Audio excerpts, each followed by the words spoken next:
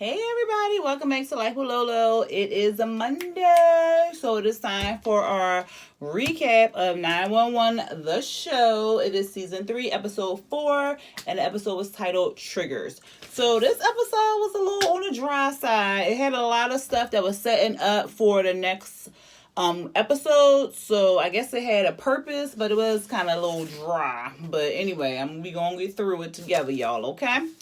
It was starting off with a fire drill at this building. So we see this, what is it, Station 118. We see them, they getting ready for a fire or whatever like that. So then we realized it was like a fire drill. So it's this tall building, everybody in there, they doing their whole drill, getting everybody out and stuff like that. We see this man. He looked like he was like, I don't know. At first I thought he was having like a panic attack. But then I was like, no, he might be about to have a seizure or something like that. Because he put his glasses on. And then I was like, well, do he got a migraine? And then like the strobe lights. And then he kept looking down at the stairwell. That was causing him to like, feel like he's about to have a seizure and stuff like that. You knew he had a history because he put his glasses on to try to block out the strobes. Somebody had knocked into him and his glasses flew off. So he tried to catch them. While he was trying to do all that, he had an epileptic seizure. So as he was having his seizure, he go falling down the steps, a whole domino effect, and knocked everybody down the steps, like 50 people or something like that. He knocked them down the steps. They all injured and hurt and stuff like that. He get wheeled out. He all embarrassed and stuff like that. Before this man can even get it into the elevator, the ambulance good enough, a freaking lawyer come with a card talking about you might have a case here and blah blah blah because of their poor shoddy this and that, and him like, can you wait till the man get in the ambulance before you start chasing it type of jink? And I was like, oh, but you could tell he was about to pop back up in the episode. So then we find out that Buck is the fire marshal because Bobby had to give reports to the new fire marshal like that. And we find out it's Buck. Boy, Buck. He's taking it to the head. He got this big old ego and he's just taking his job way too seriously. Type flight fire marshal type jink. And he running orders down and they like, really, Buck? But Buck was getting on their damn nerves. And the lawyer, he just started handing out all these cards and stuff like that. So did he say something? I don't think the lawyer said something to Buck then, or I don't think they showed it over like that. Then we see a scene with Althena, Hen, and the girlfriend. They talking about the in vitro and stuff like that. They was at Althena's house, and Althena's son, and Hen and the girlfriend's son. I can't think of her name. They talking about in vitro and how they gonna have 15 eggs, and then the eggs going not a lot of them gonna be viable, so they'll probably end up with like 2 to 3 good eggs or like that to have a baby. And they was kind of rethinking it because the little boys was over there arguing about a game system, and Althena was saying like siblings, they do that, they argue and stuff like that, and they don't really get along type thing. And she was saying that May, she had wanted a little brother, and so he started walking and talking and getting into stuff. And I was like, I hear you, because my little brother, he was a cute little butterball, but when he started walking and talking and getting into my stuff and breaking my doll houses and stuff, I was like, Mama, he got to go. Like, ooh, but of course he stayed around. But anyway, yeah, I really felt that when she was talking about that. But anyway, that was pretty much it. They was kind of, you could tell they was kind of like rethinking if they wanted to have another child and stuff like that. Because they didn't really understand siblings. Because I think both of them was only children or whatever like that. No, Althena and Hen were only children. The girlfriend, she had siblings or whatever like that. Then we see Chimney and Maddie. They at breakfast, and they talking about Buck and how Buck got an overinflated ego and all this other stuff. Maddie get up to throw the plate in the trash. She break the plate by accident. The plate dropped on the floor. She had a flash like that, and she got scared because you remember the last season they was showing how the ex-husband used to abuse her and stuff like that. And I think one of them, she had dropped a plate or a cup or something, and he started wailing on her. So, not that she thought Chimney was going to do that, but it just triggered something in her that she got scared and stuff. So she started rushing out and stuff like that. Chimney was at the firehouse and he was talking to Eddie about it and stuff like that. Eddie he was like preoccupied because he was tired because not Charlie, Christopher had been having nightmares and stuff, so he been waking up.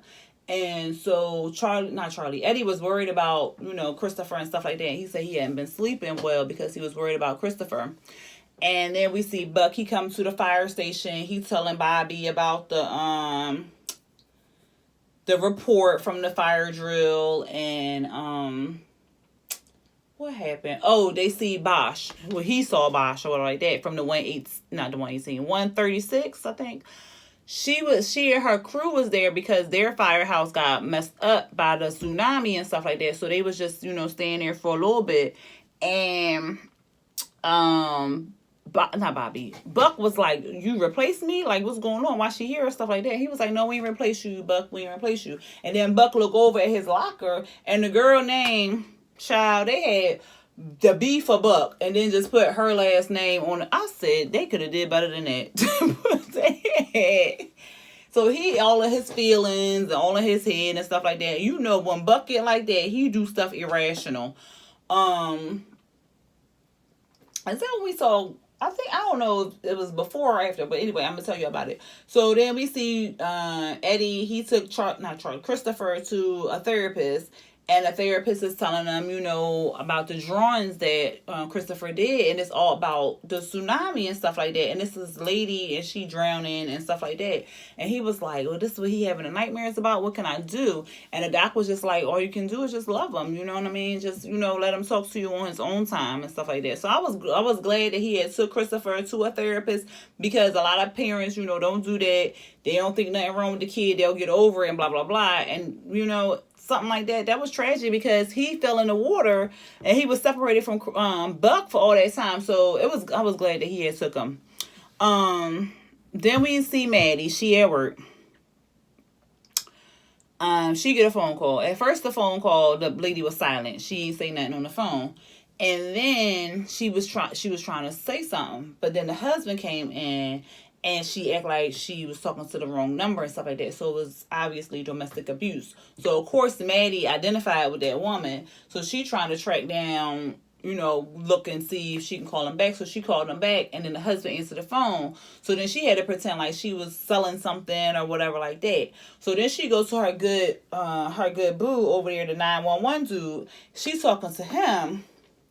And he was like, ain't nothing really we can do unless she, really want help and stuff like that. So we kind of paused with them. So then we went to Buck. He at the lawyers. The lawyer talking about he's suing the city because 42 people got hurt. Buck was like, I'm not here to help you. Because the man wanted Buck to talk to him and stuff like that, because Buck the fire marshal, so he wanted Buck to give him some intel and stuff like that. Buck was like, I'm not helping you sue my people, the fire station, this blah blah blah. So Buck went all out or whatever. And then we finally get a 911 emergency scene where we see this black lady and her two kids. They driving down this road or whatever like that, and they acting up. The two kids acting up in the back. They arguing about something, child. And so the mama yo, keep it down. Be quiet, be quiet. So she driving. They still acting a damn monkey in the back. So she turned all the way around and was like, y'all better stop all that yelling, blah, blah, blah. Why she turned, I was like, who turns their whole entire body and you driving on this kind of, and the road was it was a one lane on each side. And it was all this, girl, stop. I throw something at him before I yell at him. So turn my whole body around. But anyway, while she turned all the way around to yell at them, this big ass semi truck coming down. So they screaming and stuff like that. She's screaming, she turned around and stuff, but she missed the truck and stuff like that. So she pulled over to the side, get her, she calming down, time to calm down. The damn children in the backyard laughing. What she was laughing for? She was like, oh, you laughing? What you think that's funny? They was like, well, you should have saw your face, the way you had looked. So then she started laughing too or whatever like that. And so then she went to back up off the side of the road. The freaking road give out, y'all. So the car fall down. It's held up by a freaking tree. The rescue team come. They hook the car up. The big brother, the mom knocked out. She don't know what's going on. The mom knocked out. But she wasn't dead. They had felt the pulse and stuff like that. The big brother, like, get the baby, because he wasn't like a baby. He was about 9 years old. So he was like, get him out. And the little boy was like, no, I want to stay here with you and mommy. He was like, no, you go. So they got him out. They got the mom out. They put her in a basket because, again, she knocked out. So then they finally get the little boy and stuff like that. And he was like, is my mama dead? And he was like, no, she not dead. She just knocked out and stuff like that. And he was like, well, good, because my brother 9 years old. He's too young to be without a mama and stuff. I was like, oh, they trying to make me cry. But anyway, they get the little boy out. Before they got him out, I think the truck fell. Before they got the mama and them out, the truck fell about 20 more feet down. So the truck is still moving, falling and stuff like that. But they got the older boy out, and then they let the truck go. The truck fell into the ravine and all like that. It didn't explode. It just fell. But if they were still in that car, they probably would have died. The way that thing tumbled and stuff like that. The next thing, so they was good. They woke the mama up. She was frantic and stuff like that. But she was still alive and stuff. They put her in the ambulance, took him away. What else? I told you about that. So we see Maddie. She on the phone with Althena. And it's nighttime. Maddie outside in the car. Althena, she tells Althena to do a background check on the dude. On the couple. I said, Maddie, come on now. She overstepping. I said, Maddie about to do something stupid. She in the freaking car at these people's house, y'all. She dressed in all black like a whole damn ninja. All out in the not the driveway, but the street. She was just in the street or like that, or in front of their house. So the man pulled up, and I was like, yo, he looked like a damn abuser. But anyway, he pulled up. He go in the house. He come back out. They was arguing or something. He come back out. He drop his keys. Maddie about to run the damn man over, y'all. I said, this is too much. She doing too much. She about to mess up her life. She don't go to therapy or something. Like, oh my goodness. So then we see the scene where Bobby and Althena, they cooking and stuff like that. Althena had invited Buck over. Bobby got something he want to tell Buck, but he don't know how to tell him. Come to find out, Buck get there. He all excited and stuff. He telling them about what's going on and blah blah blah. How excited he is to get back to work and stuff like that.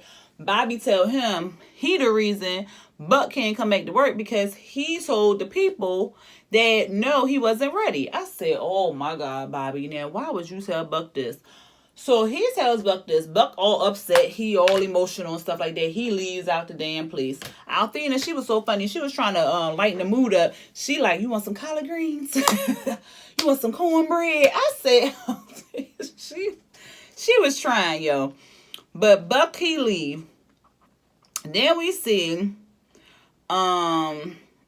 Buck, he go back to the damn lawyer. I knew he was gonna do something stupid. So he go back to the lawyer. He tell the lawyer about his case and stuff, like what's going on with him. The lawyer like, you got a case, but if you lose, nobody might not pick you up to work and blah blah blah.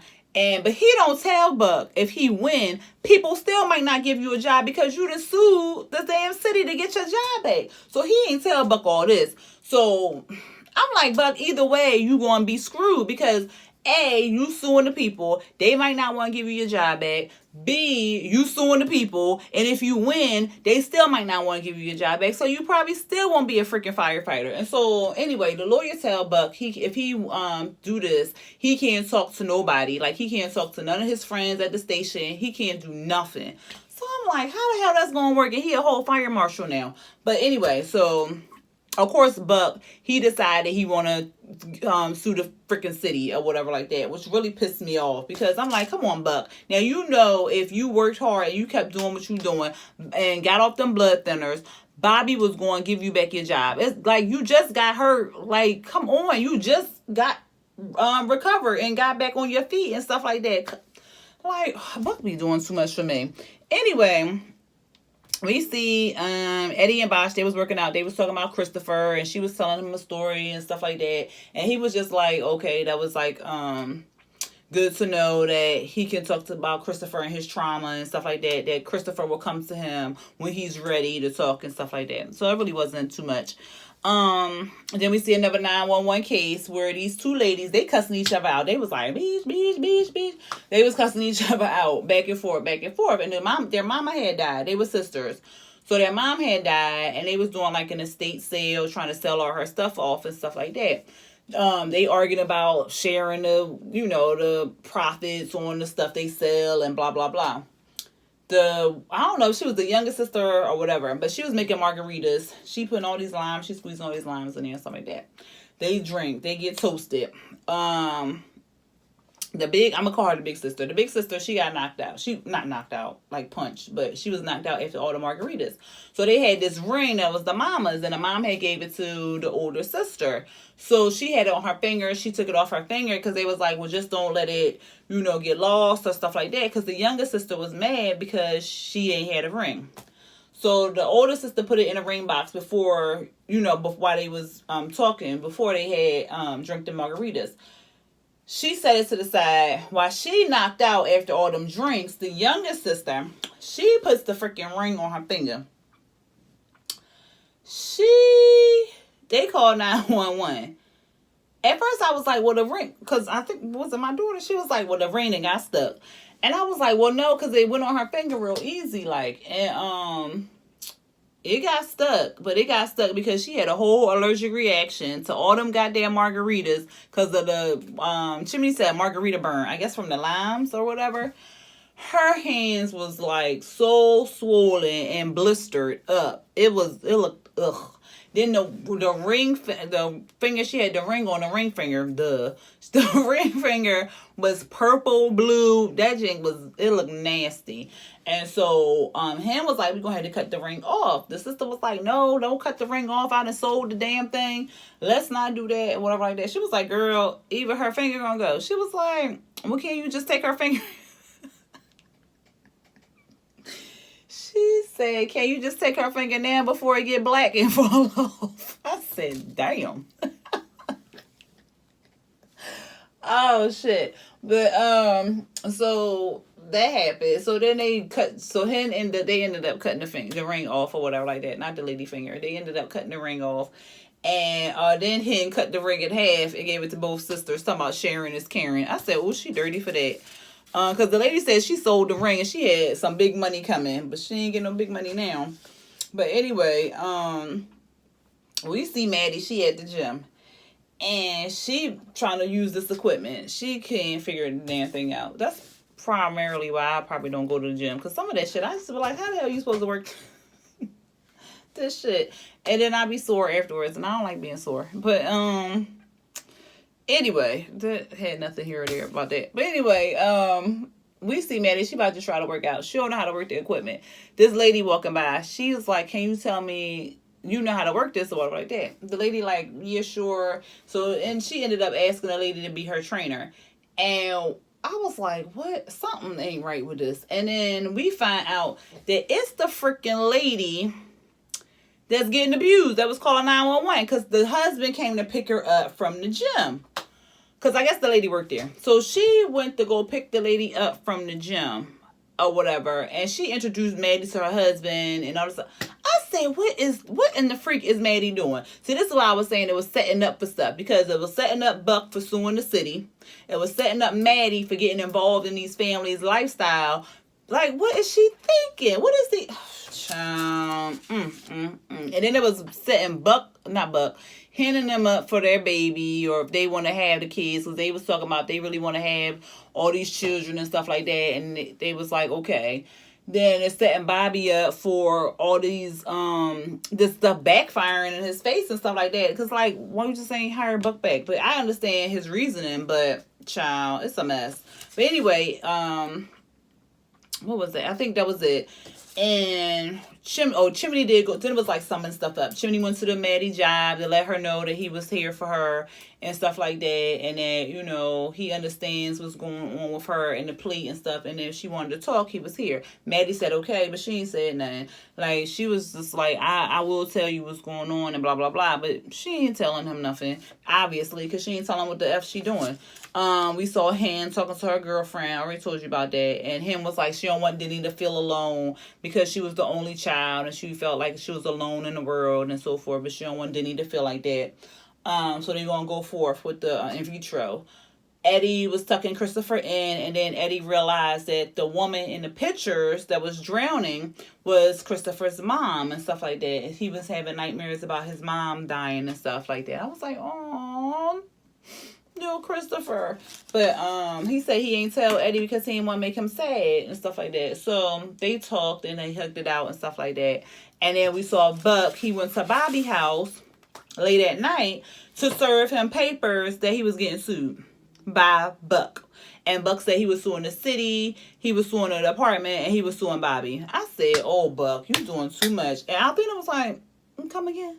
Like, she was like, hey, bro, what? Like, boy, bye. But anyway, like I said, this episode was a little dry. But like it had its purpose because it was setting up stuff for the next couple episodes and stuff like that. Next week's episode looks good. So I'm excited. Even though this episode was dry, I still love the show. And I will be here next Monday to give you another recap. Anyway, I hope you enjoyed this one. Until next time, peace.